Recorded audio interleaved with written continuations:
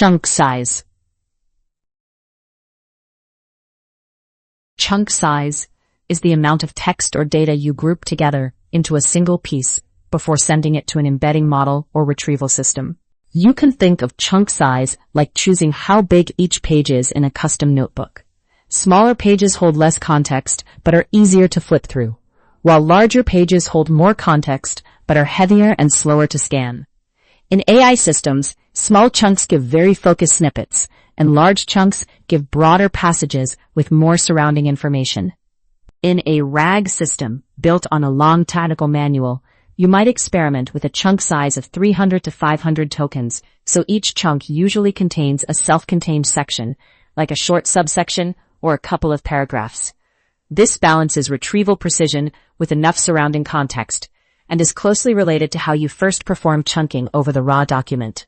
Chunk size works together with the model's context window and your chunking strategy to control what the model actually sees when answering a query. If chunks are too small, the model may miss key context.